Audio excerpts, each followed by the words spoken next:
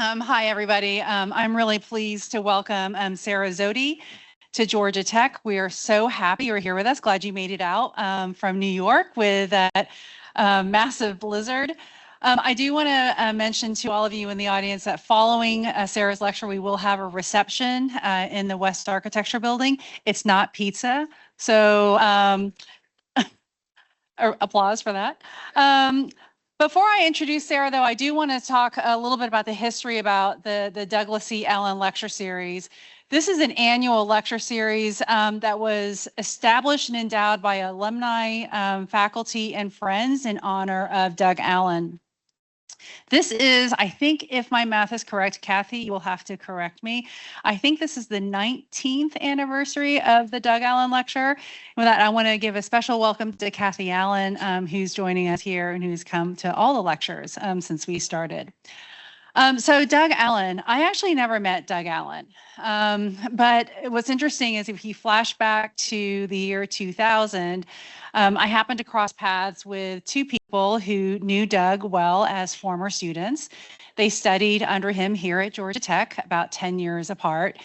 But what was interesting is that when they would talk about their experiences at Georgia Tech, they would always talk about like, oh, and Doug Allen, he was such an amazing professor, such a great teacher and mentor, so impactful, inspiring. And that was really interesting. So I feel like I got to know Doug through both of them. One of them has remained in teaching, and I was just speaking with him not too long ago, and he talked about how he continues to share Doug's lessons that he himself learned under Doug, and so he's continuing to pay it forward. So the legacy and generosity of Doug and his teaching continues even now. So even though I never met him, I don't have any of my own memories to share. I think what is really impactful is when I went back and getting ready for this lecture today, I mean, Doug's career spanned 30 years, and he introduced thousands of architecture students to the history and design of landscapes and of cities. And more importantly, to that kind of really inextricable bond between architecture and urban design, starting the history of urban form class, which continues as an important part of our Master of Architecture curriculum today. So really happy about that. Speaking of impact, colleagues and students and friends started the Doug Allen Institute. I'd like to actually invite Bill Haley to come up now and say a few words about that. So you can come on up. Or you can just stay down there if you want.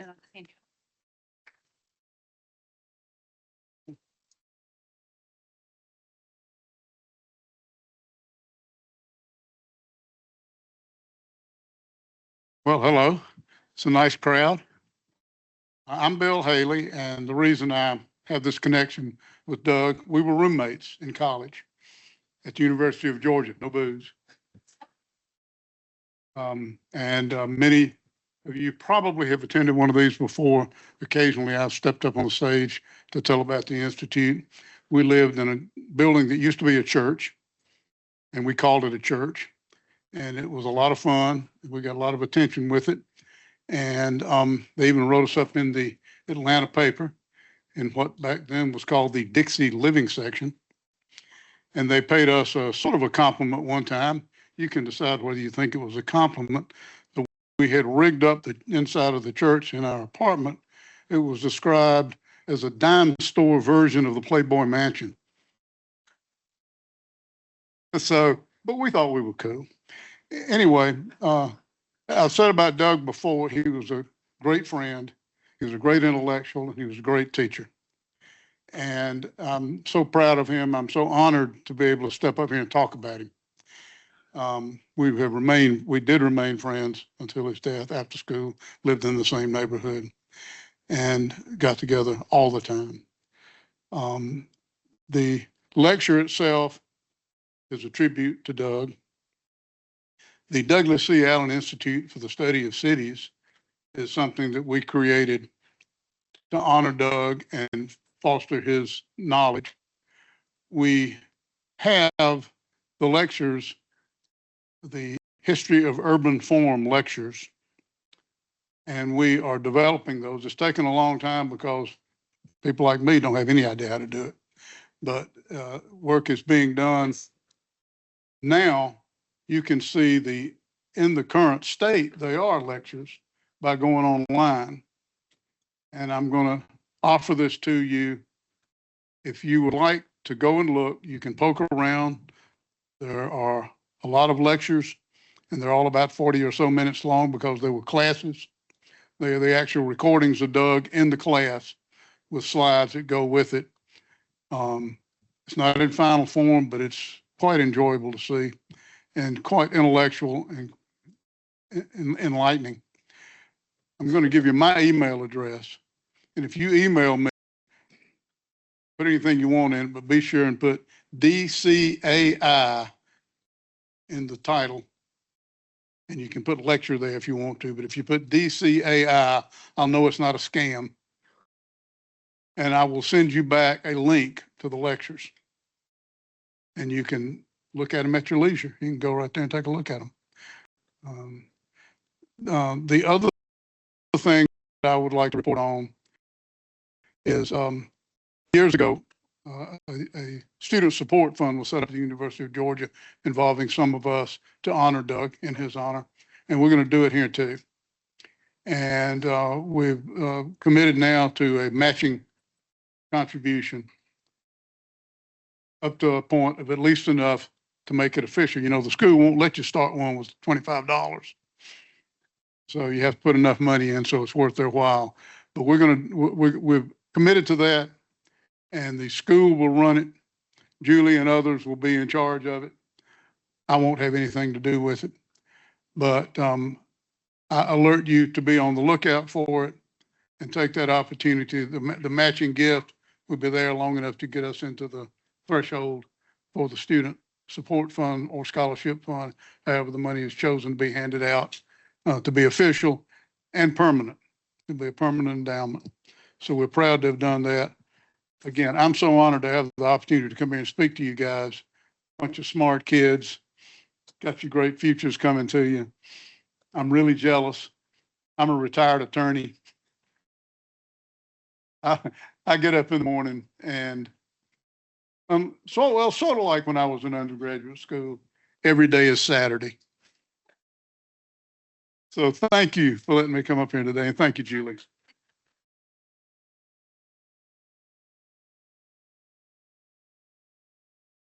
Thank you, Bill. Speaking of scam, as you were speaking, I had a scam call come into my phone. All right, architecture and landscape. I think one of the things I really appreciate about this particular lecture is that it allows us to gather around a conversation that sits really close to the way that I think about design. I don't think about design as something that is mutually exclusive or just a singular thing, or as a separate set of disciplines, but it's a continuum. And there are so many different ways in which we can think about design and architecture and landscape. And so for me, they've never been seen as different or distinct territories. They meet at a shared ground. Really, quite literally, they meet at the ground. I've always been interested where that moment where the building meets the earth. For students, I've always talked about, think about how your building touches the ground. How does the material meet the topography? Where does a threshold become spatial? Maybe it's about a wall and how it extends into a garden, or how a courtyard might become a microclimate, or a piece of infrastructure becomes a civic landscape. And so when we think about architecture and landscape in those terms, it becomes quite broad, right? And really rich and amazing. And so then it's like, you're not asking the question, is this architecture or is this landscape?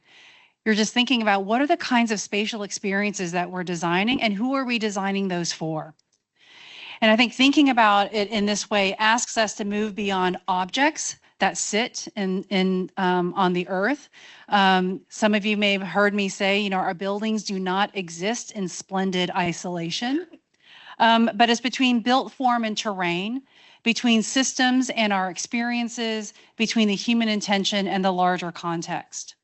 And so I think that's one of the things that is really amazing when I look at Sara's work, is her work speaks about this in so many different ways and across scales. And how, when we think about this conversation of architecture and landscape, it's about how are we participating in social, ecological, and cultural networks.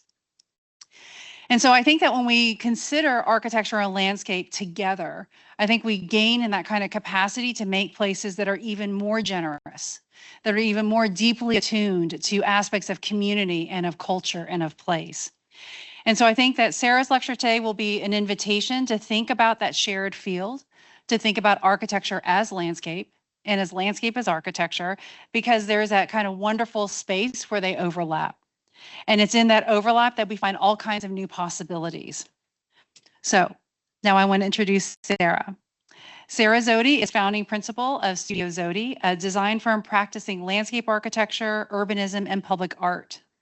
Named to Time Magazine's Time 100 Next, Architectural Digest AD 100, and a United States Artist Fellow, her practice is celebrated for its design methods that sync culture, ecology, and craft.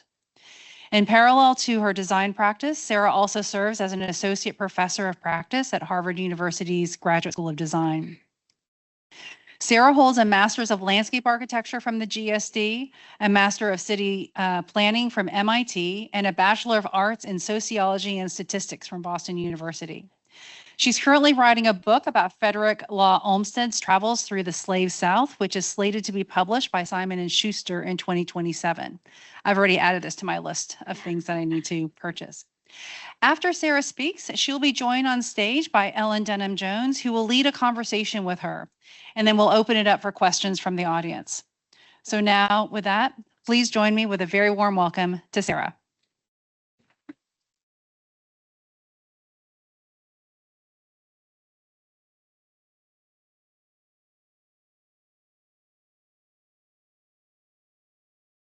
Good afternoon. Oh, we're going to leave me hanging. Thank you so much for inviting me here today. I'm born and raised in Houston, and my sister went to Emory twice. So I've actually spent some time in Atlanta, and it's really great to be back. It's great to not be in a blizzard in New York and Boston right now. And my regards to Doug Allen's friends and family that are here today. And I'm just so honored to be welcomed here. So a little bit about myself, as I mentioned, I was born and raised in Houston. Actually, half of my childhood was spent in Louisiana. So I consider myself very much of the Gulf Coast region. And I was in college when this storm event brewed and barreled in the Gulf of Mexico and towards my home state of Louisiana. And I was an undeclared major. So if you're already in the College of Design as an undergrad, you're well ahead of where I was at your age. And it was really, this was the first week of my sophomore year when this happened. And I watched from my dorm room in Boston. And it sent me on a search for a discipline that could help me understand how this event could happen, but also how I could understand it less as an event and really as a set of systems that allowed this to happen. Not just it as an acute event, but really its aftermath as well, which continues on into the present. And through that journey of looking for a discipline, I arrived at landscape architecture. And so as my bio kind of references, I am a practitioner, I teach, I write, but these activities for me are not distinct activities. They really come together around the central inquiry that started for me after Hurricane Katrina, looking for ways to understand ecology and culture and craft, understand them as systems, but also understand how to intervene within them. So I'm the principal of Studio Zwede. We are a full-service landscape architecture firm based in Harlem, New York. And, actually we have a native Midtown Atlantan in our office named Allie Duke. She went to UGA, no booze, I guess. But I'm really, proud of the team that we are, coming from a really wide range of professional backgrounds. And we bring, all of the ways of knowing, kind of as Julie mentioned in her intro, into the question of designing spatial experiences. And we, we go through this really robust kind of conceptual narrative process, which you'll get a sense of a bit today. But for us, it's all about the craft of construction at the end of the day, and designing and building spaces that feel like they belong in their context and make people feel like they belong in them. So all of our big ideas and big thinking really translate to the detail scale, material expression of a place, how two things come together, that even at that scale, we have a really big impact that we can make. I want to start with a little bit of my research. As was mentioned, I've recently submitted a manuscript that'll be published next year about Frederick Law Olmsted's time in the antebellum South. Just to get a sense, who's ever heard of Frederick Law Olmsted?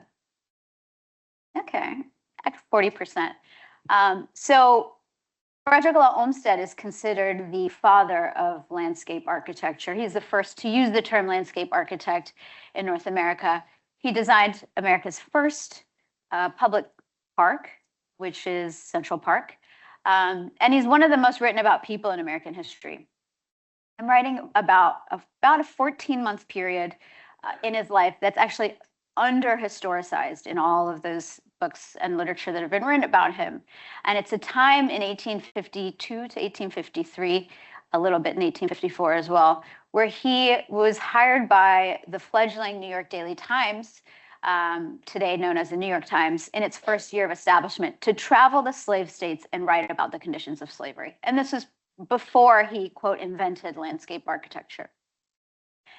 I, went to school in the Northeast. I never heard about the South in my own curriculum, only as a what not to do model, largely. And so when I heard that Frederick Law Olmsted, this iconic figure, this hero, the hero of landscape architecture, spent time in the South, I wanted to know more. And I was surprised to find there actually wasn't much written about it. But I was curious if this is what he was doing before designing Central Park and 1,100 parks after that in North America. How did his time in the antebellum South influence his practice?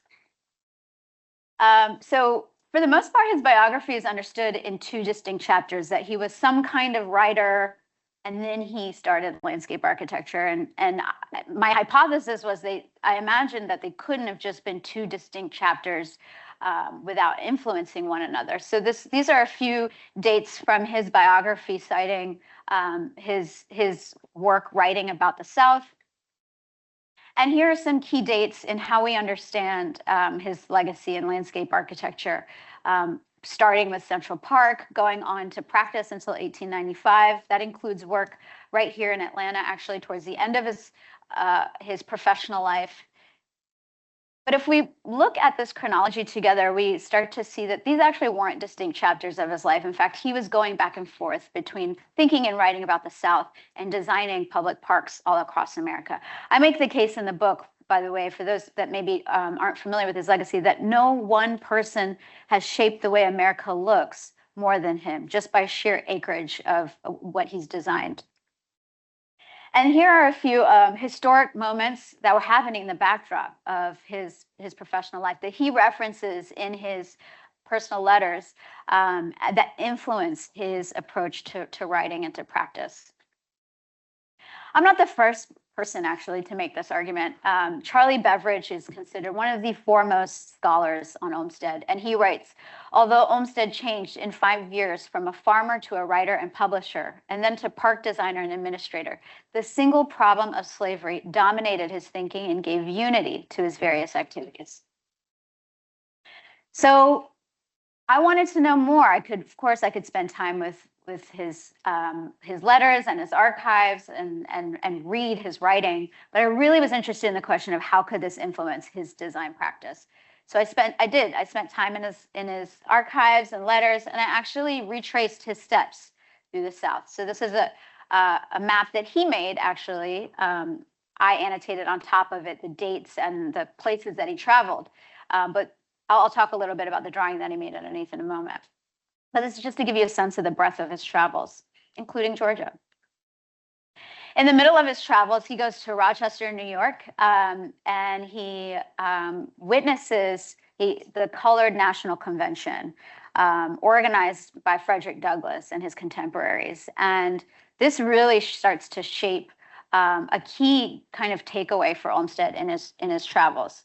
And he writes about it in one of the entries. I mean, he writes about it in a lot of entries, but just to give you a peek into his writing for the Times, he starts to think about the North's role in the question of slavery and how the North should create a society that demonstrates why freedom is worth fighting for. That it should be a place where everyone can thrive, and actually that the success of Black people in the North is the true marker of a democracy. And he writes, in fact, it is the duty which lies nearest to us.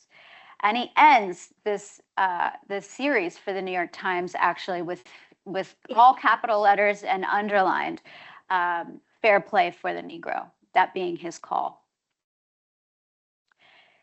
A lot of people, when I present this research, a lot of people ask about Seneca Village. Is anybody familiar with Seneca Village? Okay, it was a 19th century community that was an African American community that was land owning in the antebellum period.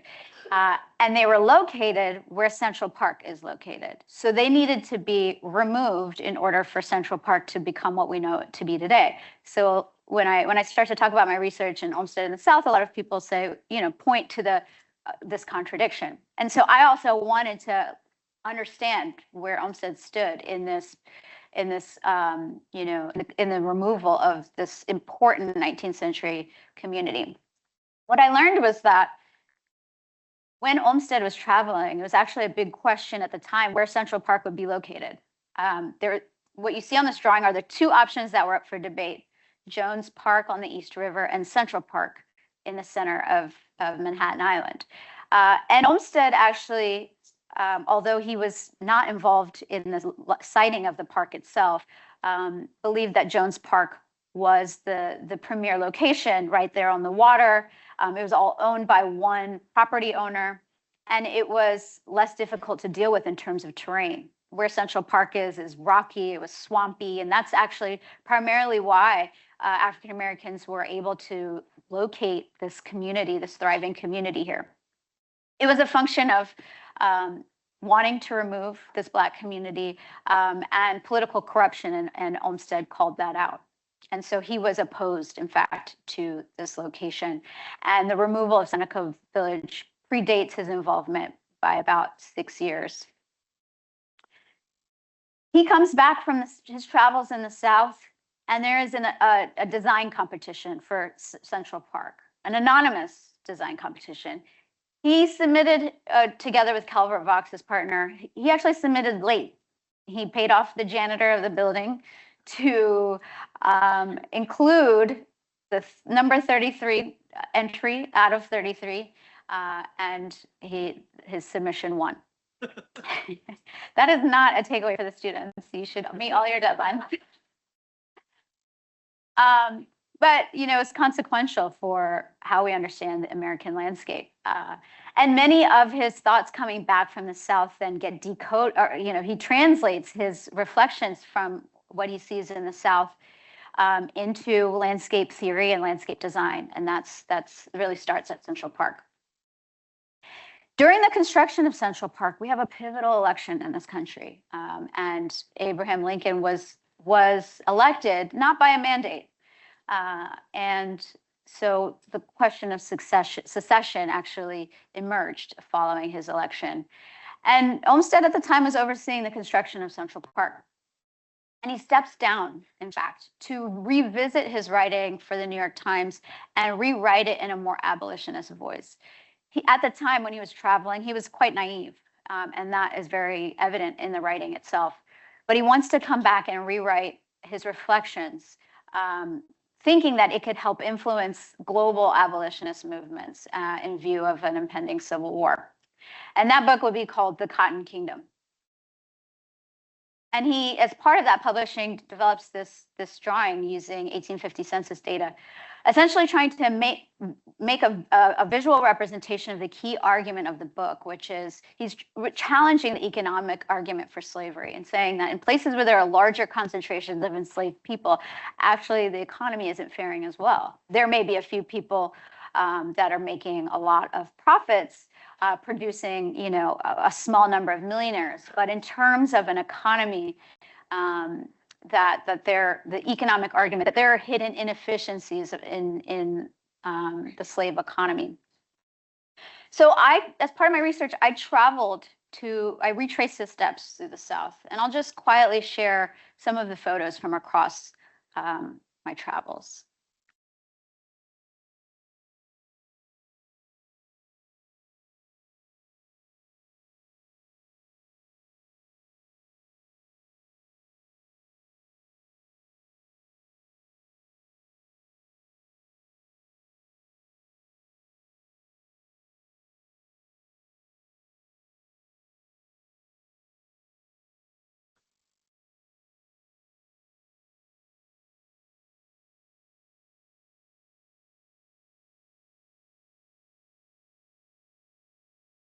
Each one of these places tells a story, which is why I realized I needed to write a book.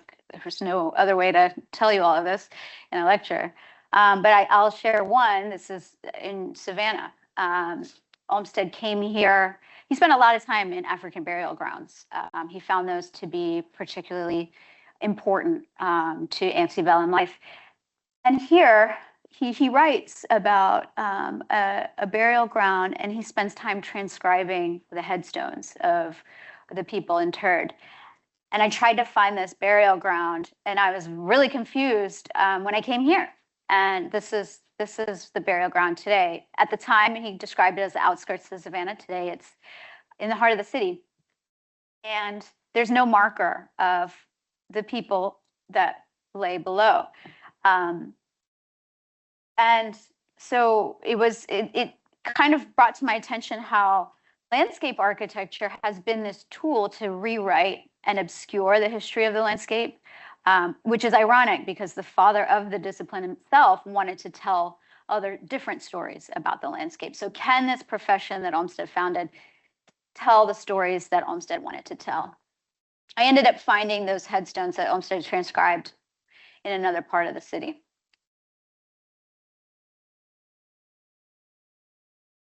What I learned about Olmsted emboldened my practice of landscape architecture. And so I want to share a few projects, kind of starting from earlier in my career to more recent, trying to pick a range of scales for you as well. So, and you know, through my practice, really trying to answer the question of whether landscape architecture can tell the stories that Olmsted wanted to tell. So this is a project in Houston, Texas, in Genesee Street in the historic 4th Ward, otherwise known as Freedmantown. And this is the community that was built by free people following emancipation on the banks of the Buffalo Bayou, on a stretch of the banks that were particularly difficult to urbanize, and why it was available at the time to develop by free people. This community became the heart of civic Black Houston, home to teachers, shop owners, lawyers, and doctors. And they built their own homes, their own streets. They made their own bricks to pave the streets, built their own schools, all things that the city of Houston would not do for them. And today, the neighborhood is under threat by virtue of decades of bad urban policy.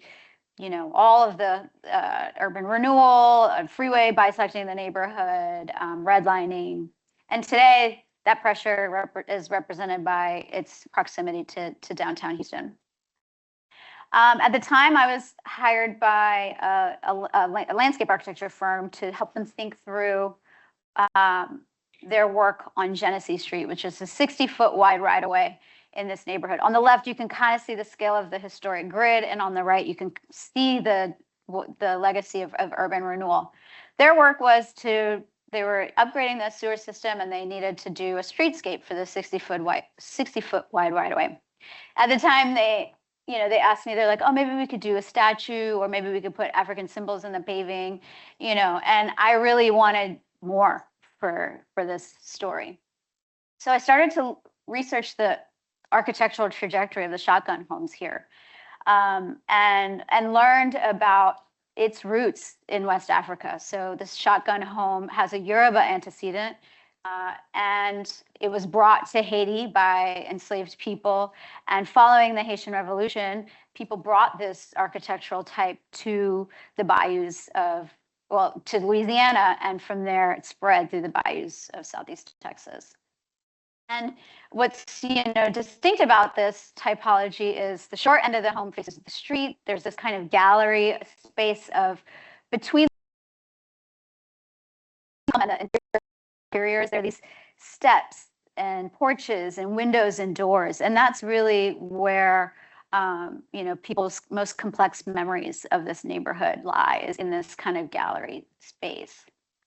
So I went out and documented the stairs, porches, windows, and doors, while some of the historic structures are still there. Took a look at the paving that the original free people paved, and you can see the pattern along the straightaways is orthogonal, but then in the intersections, they break and make this diamond shape. And then that was intentional. The elders in the community talk about how this is a tradition from West Africa to mark the intersection of spaces of ritual. And so I developed a streetscape design that concentrated the salvageable bricks in the intersections to highlight the intersections as spaces of ritual. Part of the project required a wall here to this school. And instead of a wall, I proposed to create this gallery of panels made of concrete that speak to the essential rhythms and spatial practice of these shotgun homes. So you can see here kind of modeling the shadows created by these cutouts. And I proposed actually forming the concrete using wood panels from the historic structures, so that the panels actually, form a grain from those historic structures. The planting itself, mitigates the hot urban heat of Houston, but also speaks to the bayou vegetation that free people came and made a life in.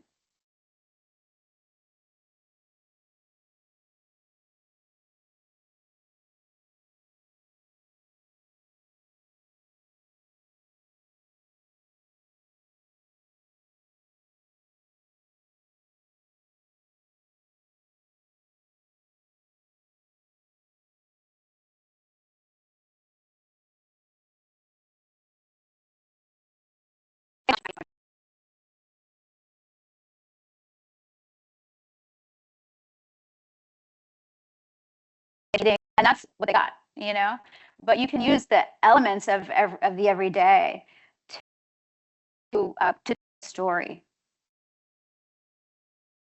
So this is a project in Philadelphia called Graffiti Pier.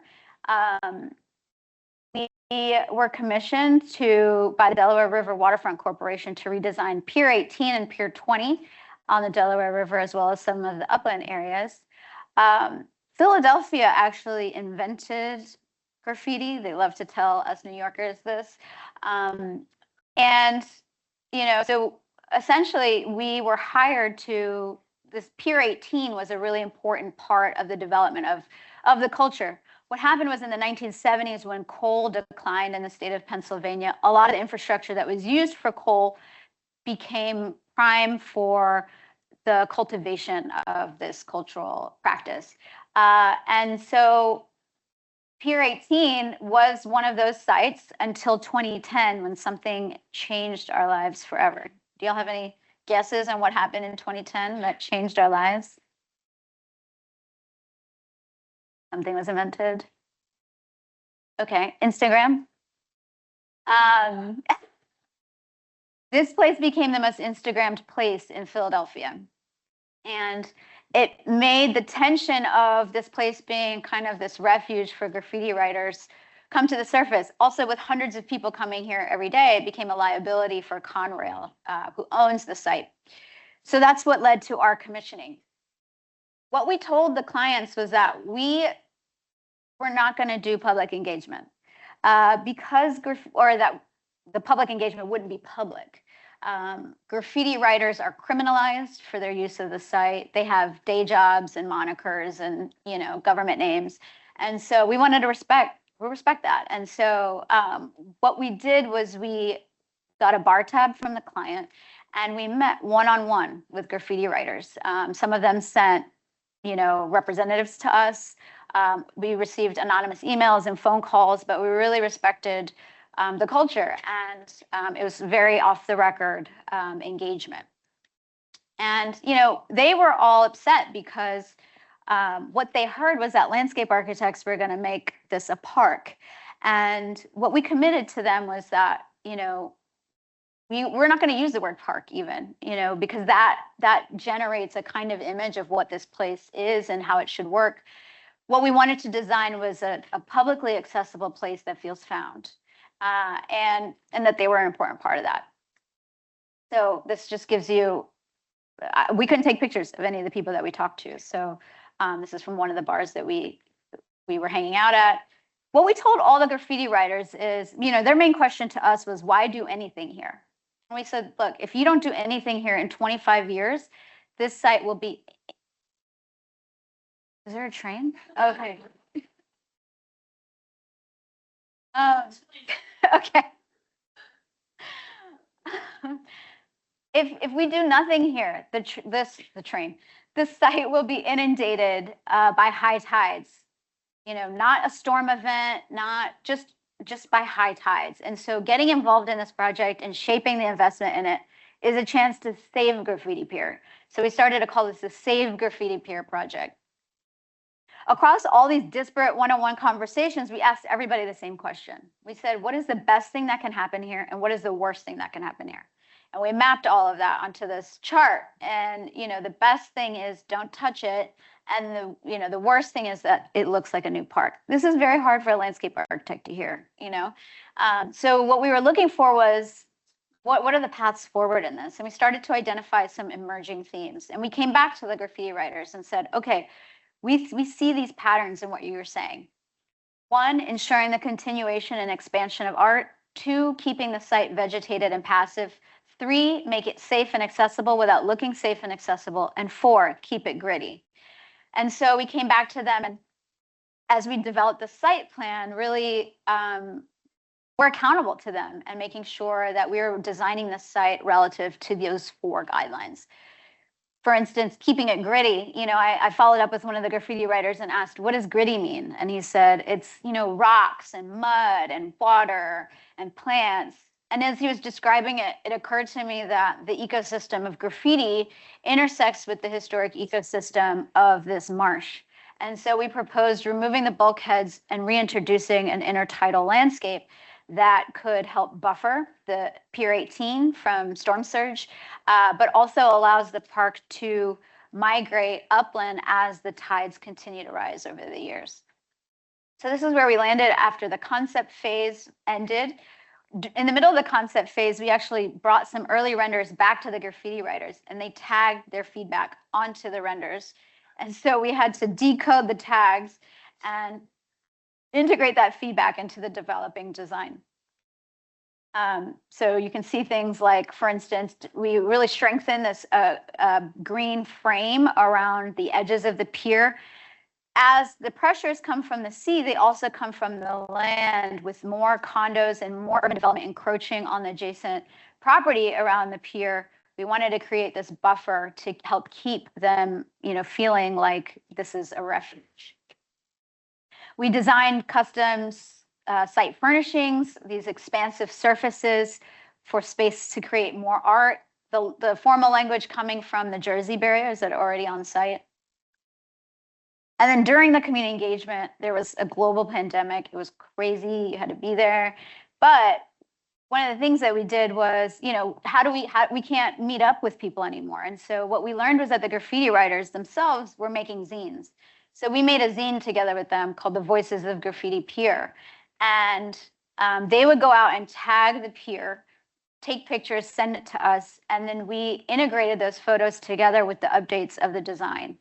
And, you know, there's no mailing list of graffiti writers, so we couldn't just send this out in the mail. We gave each graffiti writer and street artist that we had a relationship with a stack of them, and then they would distribute.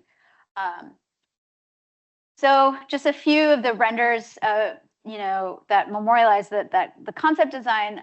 We found this really beautiful 1923 railing, and it's drawing, but it's not to code. And so a simple kind of mesh fencing allows us to put new railings here and make it safe and accessible without looking safe and accessible, really drawing from the existing language. This is before and this is after. So we're really kind of reinterpreting the pioneering vegetation into a bioswale here. There's selective removal of invasives, upgrading the surfacing to make this ADA accessible. We were proposing stabilized soil here. This is before and this is after. Again, here we are basically reinterpreting some of those pioneering species into a more robust and resilient plant palette, giving it the character of the plants that were there, but making sure the plant palette is resilient and you know, sustainable into the future. So this is before and this is after. This is a shady corner below the trestle. Actually, we started a new phase of this project, and the street artists and graffiti writers saw this render again, and they're like, this is too pretty. We need to make it uglier. So this will not be this pretty in the next iteration. This is before and this is after. Again, you know, reintroducing some of that plant palette, more robust palette, shade trees, and then our site furnishings. This is on top of the trestle. The one thing they told us, the artists told us not to do, is they were like, whatever you do, don't make it the High Line. So, you know, but we wanted to make it ADA accessible. So what we proposed was cutting basically an ADA ramp into the bed of the trestle. You can see those handrails, guardrails rather, being introduced. And the planting is just sedum and grasses. The paths are gravel and stabilized soil. The seating itself is also more surface for graffiti. Again, keeping with the making it safe and accessible without looking safe and accessible. Pier 20 is falling into the river, and so it's not being used right now. But we worked with Sherwood design engineers to design a way to shore up the structure and actually create a wall to the pier that's taller than the existing pier structure, in order to, again, offer more surfaces for art. And in this way, you can see how it's couched in this intertidal landscape. So as the tide waters rise, the art on the wall will actually be in dialogue and serve as a kind of index as the tides rise. Anyone heard of Columbus, Indiana? Not Columbus, Georgia, not Columbus, Ohio. Okay, a couple people. If you find yourself in southern Indiana, highly recommend going to this town of about 30,000 people. J. Irwin Miller, who was the CEO of Cummins Engineering, which was headquartered there, believed that architecture could make this place the best place to live in America, and that it could heighten people's civic engagement through great architectural design. And so he founded an architectural foundation that would pay for the commissioning of architects from all over the world to come to this town and design things like, you know, the post office and the church and the elementary schools and the library. And so some of the most, I mean, basically this town is a museum of modern art, of incredible modern architecture. Part of this legacy includes Millrace Park, which in landscape art, when I was in landscape architecture school, and still today, it's kind of part of the canon, and in part because when it was designed, it was ahead of its time in that it was designed to flood. It was designed by Michael van Valkenburg and Associates. Michael was my professor in school, and this park opened in 1993. So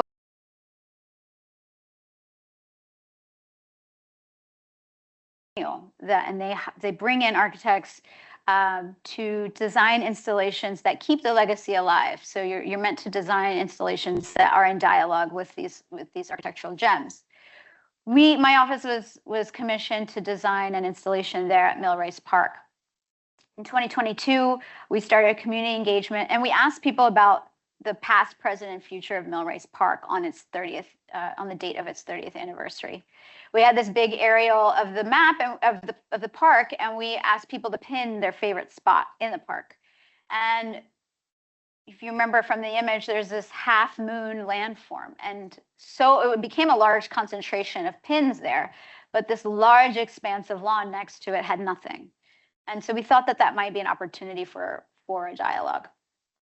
When we looked into that half moon form, we were able to talk to Michael about it. He said that it was a nod to the indigenous mound building tradition of the Ohio Hopewell.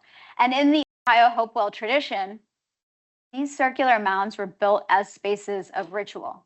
This was a place to more emphasis on the gathering than burial. And so this was a space actually for civic engagement. And just in the way that J. Irwin Miller talked about architecture's role in the 20th century, this indigenous tradition is very much in the same spirit. And so we started thinking about completing the circle of that half moon to highlight this legacy. These are some early sketches of how we might do this with an installation. There's an official Columbus town red. So we knew already whatever was going to be was going to need to be in red. And, you know, we were interested in the kind of synergy that mirroring that form could create. We were interested in the idea of frames. This is us mocking it up one-to-one. What would it look like to complete the circle? When we originally came up with this idea, I was really obsessed with the precision of the form, but this was a small budget. And so we had to think about, you know, we couldn't use metal, for instance. So we decided to use bamboo, and it ended up being my favorite part of the project. The growers actually much of it was grown in Georgia and South Carolina, and the growers came to Columbus and helped us build this together with the community. So here we are painting all the bamboo red. And this, you know, gives you a sense of its position in the landscape. It really ended up, there's a sister city Columbus has a sister city in Japan, and a happy coincidence that this construction method and the color actually elevates that relationship. This is about 100 people here, so you can get a sense of the scale of this. And you can start to see that echoing of the hill form. We wanted something that was open so that, you know, when they have large events, which is what the lawn is typically used for, that it could still be permeable in that way. So you can see here, there was a concert, a Sister Hazel concert. Does anybody remember Sister Hazel? Yeah, I know, you and I. So VIP, it was in the frame. And the thing has really kind of taken on a life of its own.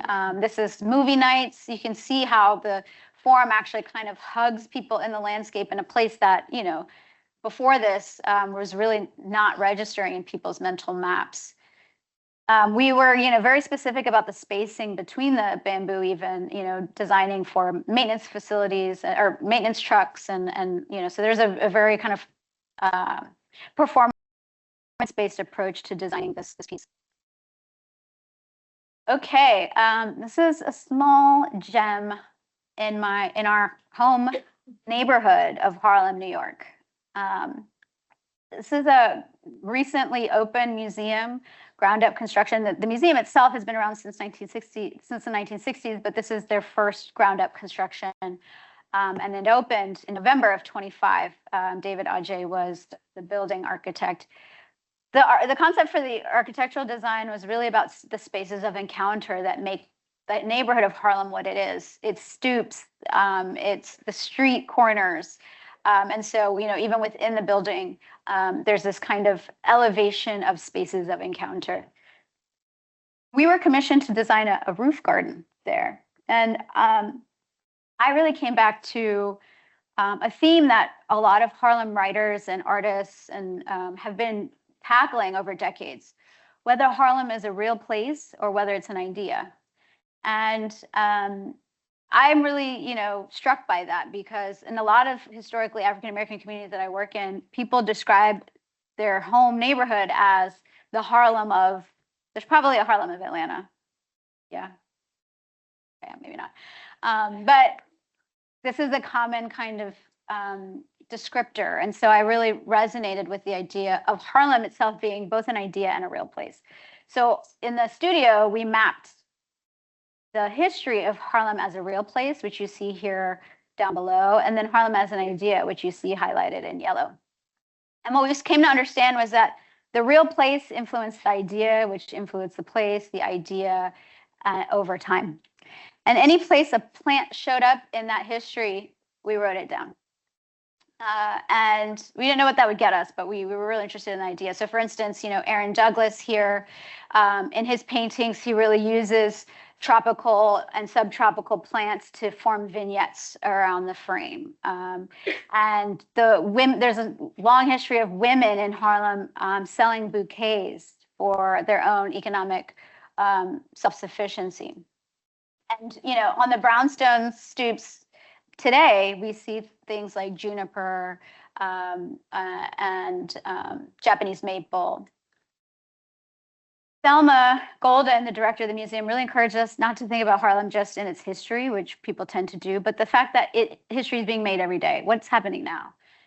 What are artists and writers saying about Harlem now? And so, by her encouragement, I was really drawn to Firle Baez's painting here, which really frames the legacy of the garden, not as a space of power, it's not a demonstration of power or of luxury, but that a garden can be a place for social movements and for gathering. And so we translated this into an idea for a garden there. We, thought about the scale of the brownstone and pocketing a planting design at that scale, kind of creating the rhythms that you have when you walk down the street. So we really designed the garden around that module, and each one having its own distinct plant palette. And instead of benches, again, we literally measured the stoop stairs in the neighborhood and, peppered these seats into the garden. And so, this collection, we literally used the plants that emerged through that exercise and brought them all together. Now, you'll never see another garden with banana plants and juniper in the same mix, or dandelions. And, it's a very odd mix of plants. And at first we were, kind of unsure about that. But then we realized that is the story of Harlem, that the idea that a neighborhood of 2 square miles could serve as this icon globally for Pan-Africanism. And so the plants themselves weave that story together of Harlem as a place, cited here in New York, but bringing together a diaspora of people around the planet. And so this strange mix of plants brings together a really incredible kind of tapestry of textures. And then the stoops really invite you to sit within them. You can see here what happens when you're bringing these plants from all over the diaspora together. And you can see here, for instance, the vignette of Aaron Douglas and the tropical plants kind of framing views from the building out to the street. I'll end with this one last project in upstate New York. Has anyone ever been to Dia Beacon? A couple of people, highly recommend. This is a museum that was formed in the 1960s, late 1960s, early 70s, in the midst of the environmental movement. And they wanted to be the counter institution. And so they actually supported some of the most important land art in those decades, and continue to do so. If you've heard of Robert Smithson's Spiral Jetty, for instance, this is among the works that they steward today. Among the various sites, they also have this museum in Beacon, New York, which sits on the Hudson River, 32-acre site. This is the building, and there are these iconic gardens in the north of the building designed by Robert Irwin. When we were commissioned to design the southern 8 acres that no visitors, no staff had really engaged in. The museum was never designed really to engage with that part of the property. We started by doing some research and found that the site actually used to sit in the floodplain of the Hudson River. And we started to learn about the long history of the site, including brick making, the fact that the building itself was designed as a Nabisco printing facility. This is an interesting, maybe fun fact. This building was built 6 times, the exact same floor plan in different locations with no regard to its landscape. And so it has an odd relationship to its site. The only thing that changes every time they built it was the skylights always faced north so that the northern light would help you kind of evaluate the color of the printing on the Nabisco boxes, which makes for a great art museum as well. So in the 1990s, the Dia Art Foundation purchased the property and turned it into this museum. You can see how beautiful these northern gardens are. In 2012, Hurricane Sandy revealed how vulnerable the site was to flooding. Remember, it used to sit in the river. And then 2020, following George Floyd's murder, the kind of coincidence of those two within a few years of each other started to make Dia ask themselves the question that many institutions were asking themselves: can we do things differently, and how? And so, they commissioned us to design this southern landscape to help deal with both. How can a landscape design surface and grapple with the history of the site and of the institution, but also how do we protect ourselves against this ecological vulnerability as well? So this is what the southern landscape that we were working with looked like: flat and lawn. We started to talk to Native people from the area, and in those conversations, they all kind of came back to this phrase or this sentiment that we are all just passing through.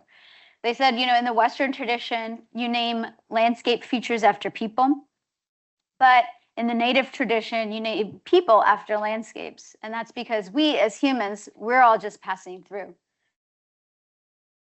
And that'll come back to kind of how we approached the design. We also wanted to take stock of Robert Irwin's approach to the architecture and to the gardens. He was really interested in mimicking or echoing the industrial history, the 20th century history and 19th century history of industry, defined by a railroad that basically went page left to page right.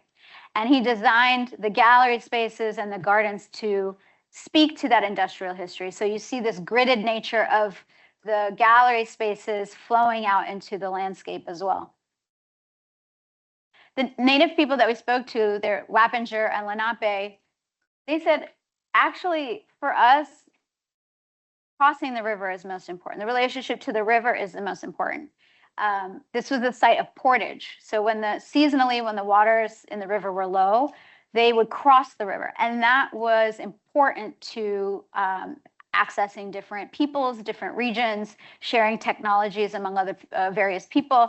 And this is an important ritual connected to the site. And when we heard that, we thought, wow, that's actually the opposite axis of how this space was designed. So this is an early concept sketch that really got us going.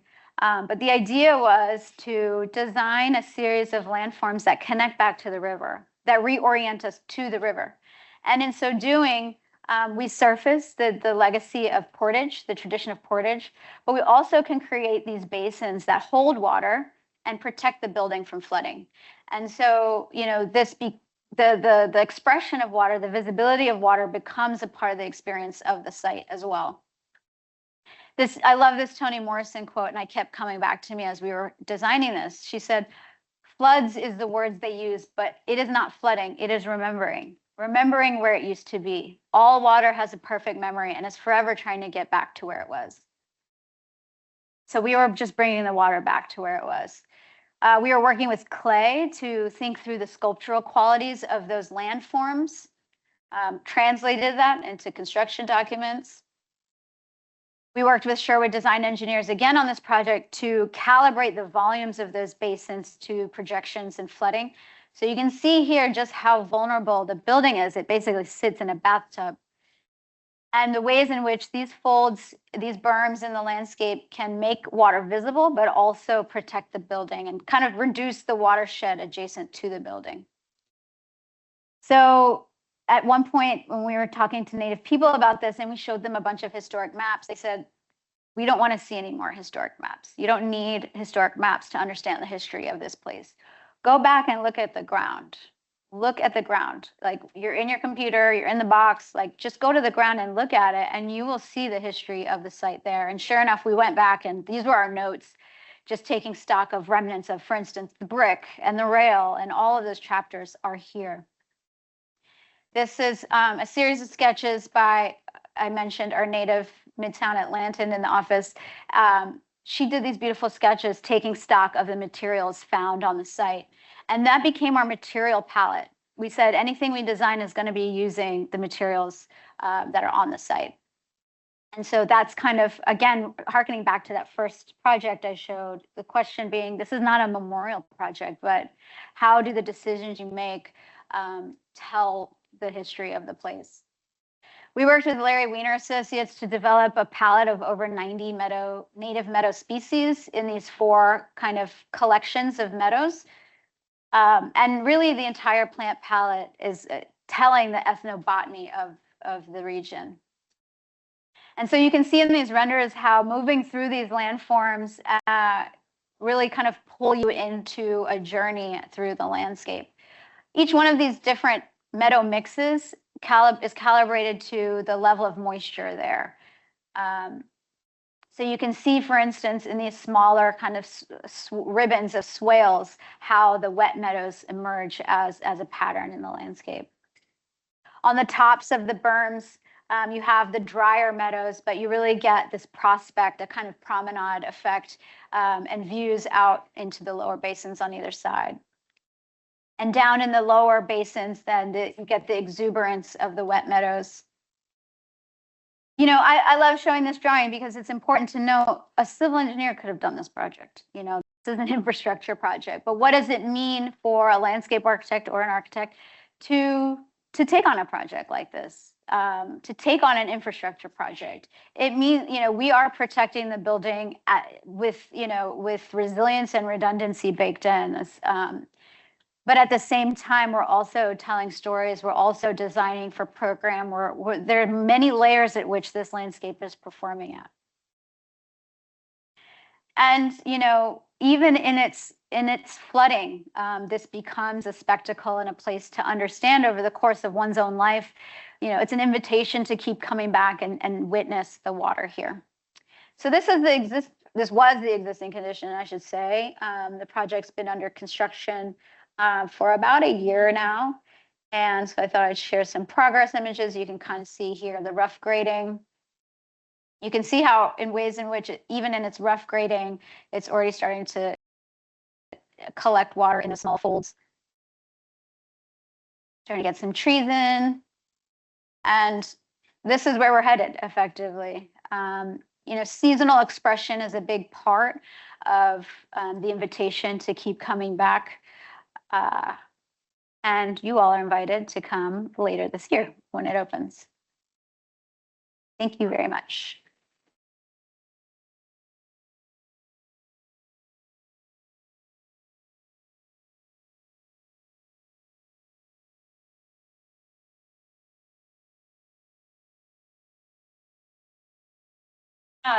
Let's see, can we get some help getting with the chairs?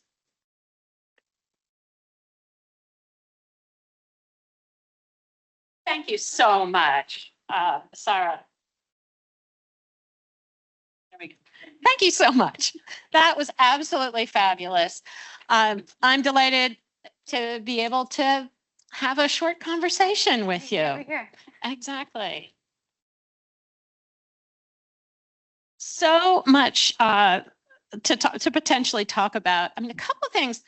One thing that really struck me is how much you leave an incredibly light touch.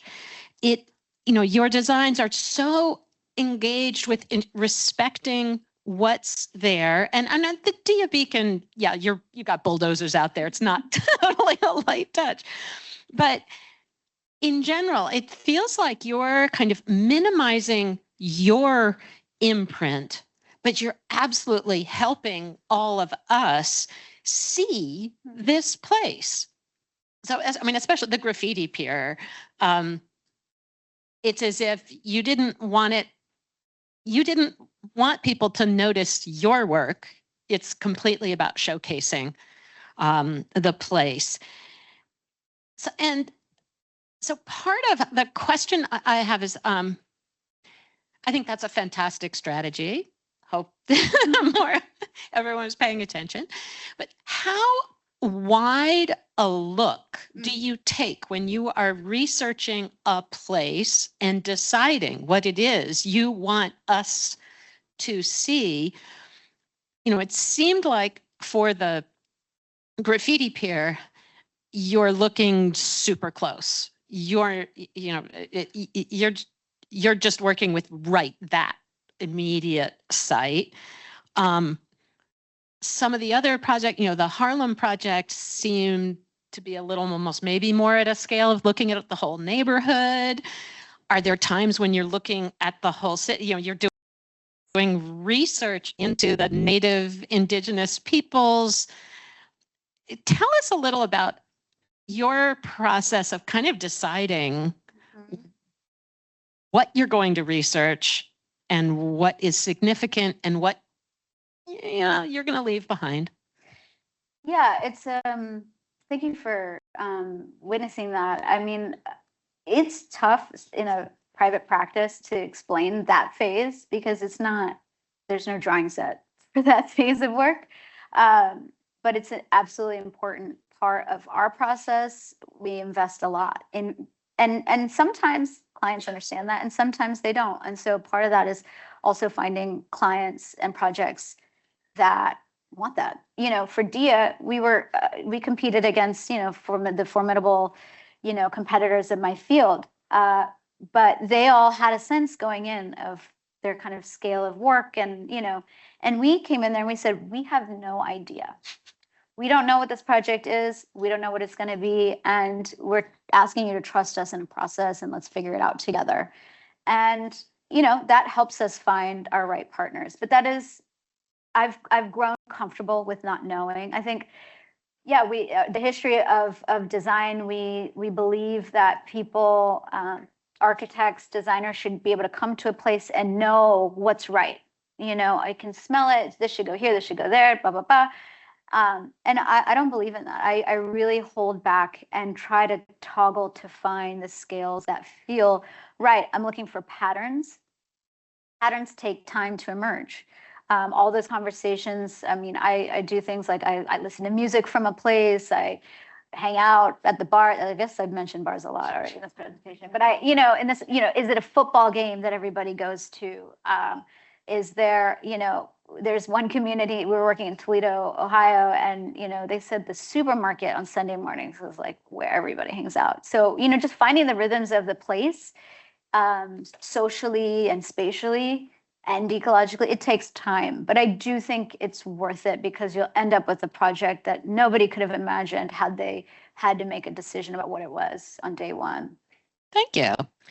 Well, and somewhat similarly, another question sort of on just your process. The way that you reinvented community engagement and community narratives is very inspiring. And really, again, sort of the graffiti pier is maybe going to the bars, going to the supermarket. But how do you integrate that into your teaching?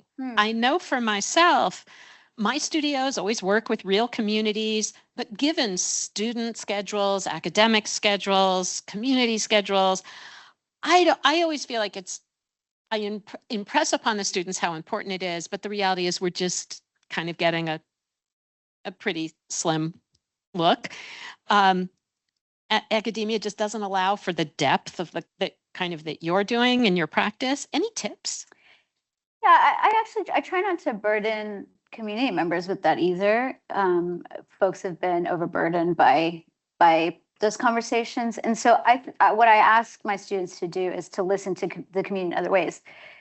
Is there a Facebook group where they're all talking to each other? Find the hashtags on Instagram or TikTok where, there are all these ways that people are talking to each other. In Graffiti Pier, they were making zines. One can find a zine. How are people fellowshipping with one another already? and just become a part of that. And that could be done in a lot of ways. And sometimes just going to somebody and asking what they want is the easiest way. And maybe we don't have to default to exactly that all the time. And so I think academia is a place to explore other ways of engaging. So, another thanks. I think your work shows a really, bright light on kind of social blind spots,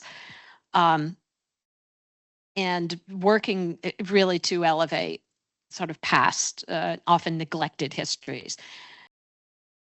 And yet it seems like the headlines in landscape architecture lately have really been more dominated by how do we adapt and mitigate climate change. You've been working on the two simultaneously, but it seems like you're not leading us with a story on adapting to climate change, but obviously doing both is an obvious win-win. What advice do you have for cities today at a time when funding for both of those is increasingly being zeroed out? Wow, tough question. Here's what I think, and this is my optimism, and I'm typically not an optimist, but sometimes it's the only way to keep going. There are some big questions that we have to face in your framing, kind of in both tracks. A lot of that has to do with working in contexts where there's a lot of historic distrust. And so now might be a time to work there, work in building a vision that when money does come, when funding does come, when support does come, that there is a transect of people that are mobilized around a shared vision. Because building a shared vision takes time, not just money, but time. And so sometimes the money comes fast and we don't have a coalition of people, gathered around a shared vision. So now is the time to build the visions so that when the funding comes, it's go time. I mean, I would totally agree with that. And I feel like it is interesting to me that the more local in scale you go, the more everyone is willing to work together. It's less bifurcated. You can't always tell whether the mayor is Republican or Democrat. They're interested in helping their city, and they're doing great. They're hopefully doing great things. But on that issue of public-private, thank you for sharing discussion about Olmsted. Can't wait for the book. Many of us here in Atlanta, we have Olmsted, so we have some particular interest. Although the landscape Olmsted worked in Atlanta have become pretty elite. And I think as you expressed so much better than I can, but still, I think most of us love how Olmsted argued for Central Park on the basis that up until then, it was really only rich people who had access to pleasure parks, these grand estates and things, and that a democracy needed public parks accessible to all. Your work appears to be mostly very much in the public realm, serving and giving voices to localized communities.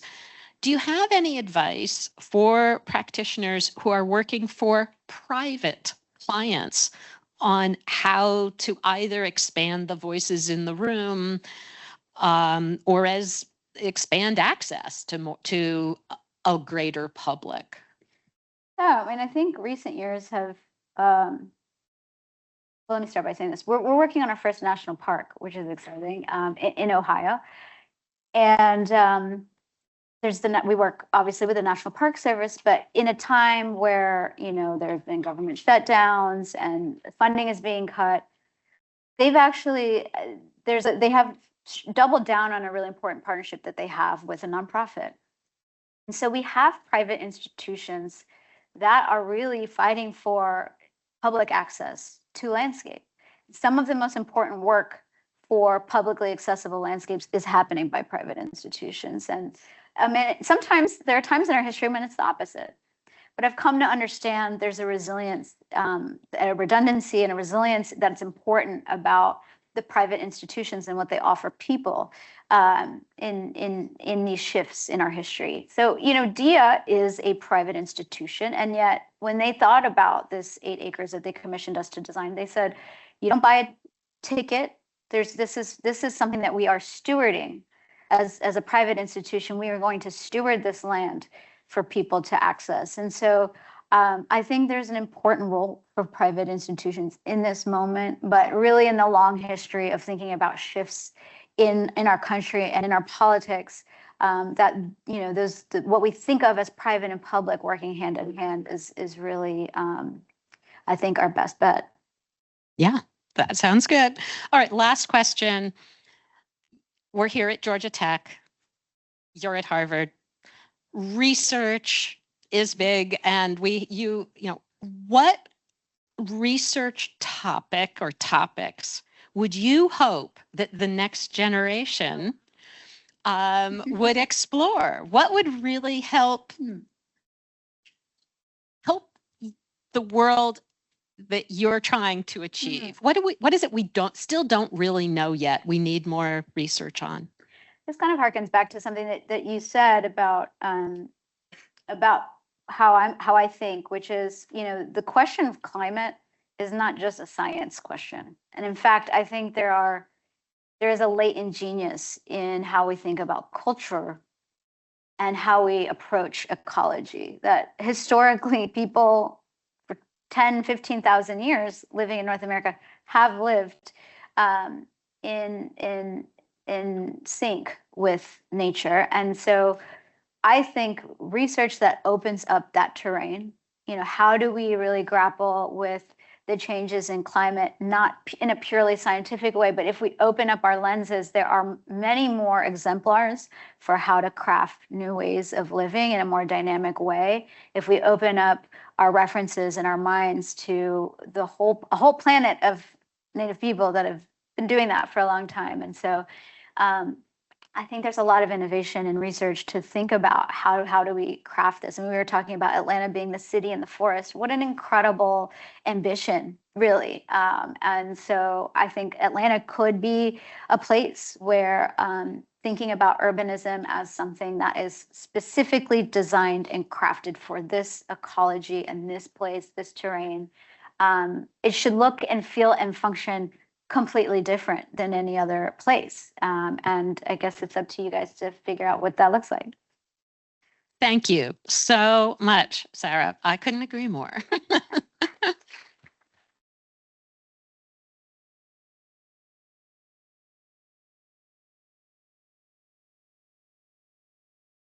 I think we have time for maybe 1 or 2 questions. So if someone has a burning question, Ansley will bring the mic to you.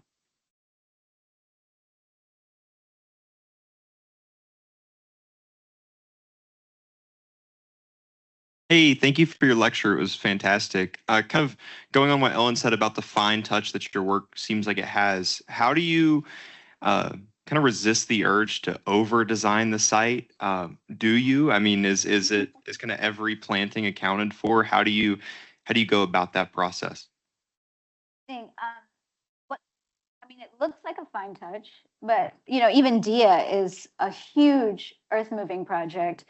Graffiti Pier, in order to make things look like it was never touched, you actually have to do a lot more work than clearing it and redesigning it. So it's actually a trick of the eye, I suppose. And it's hard for clients to understand, you know, it's going to cost them double for it to look the same. But whether it's something I have to resist, yes. I mean, I was trained as a designer. I think the idea of authorship is something that we're all sold.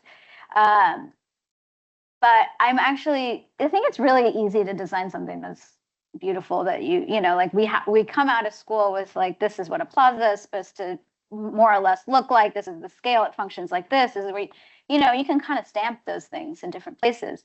I'm actually much more energized by the idea of coming up with something that doesn't have a typology that exists, that looks and functions and feels like something else. So it's not hard for me in the sense that I'm way more inspired by the idea that there's something else that we could design that we haven't really seen before.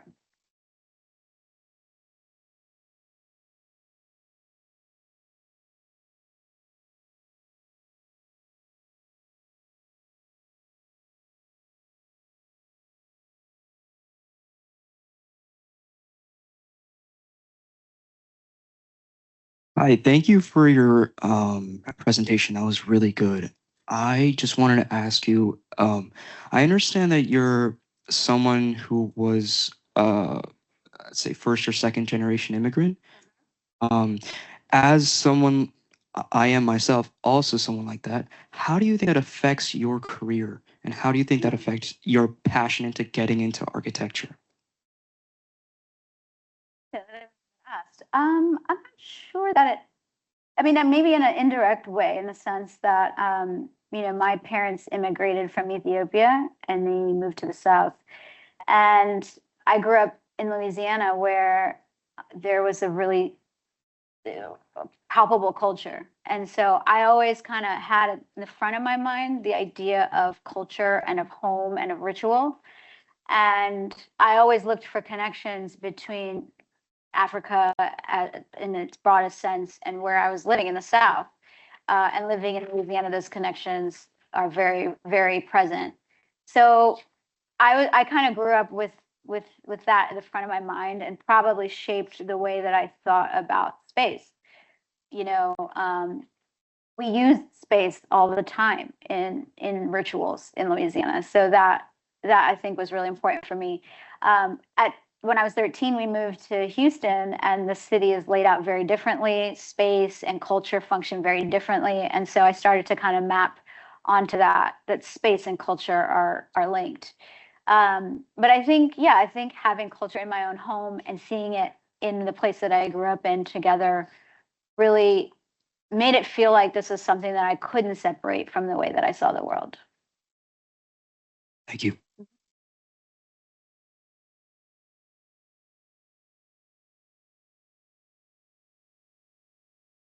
No pressure. Hey, Sarah, and thank you. You touched on it a little bit in this presentation, but in a previous interview, you talked about the distinction between memory and memorial. Could you talk a little bit about that? The answer.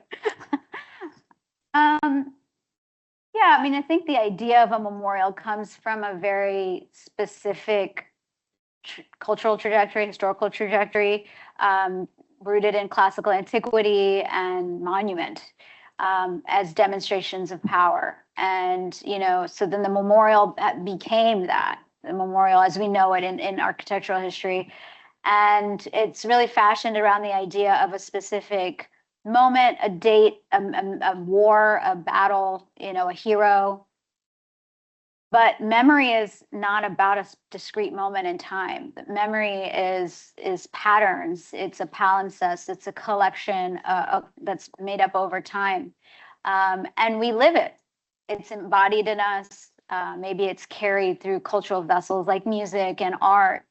And so that's why I kind of think about the spaces we design as places to activate memory, as opposed to designing memorials, which are more like objects on pedestals, or demonstrations of power. And so I think thinking about memory and really accepting memory as a living and dynamic thing that we all do every day, that might open up how we think about the design of everyday spaces, to make memory present in our everyday lives.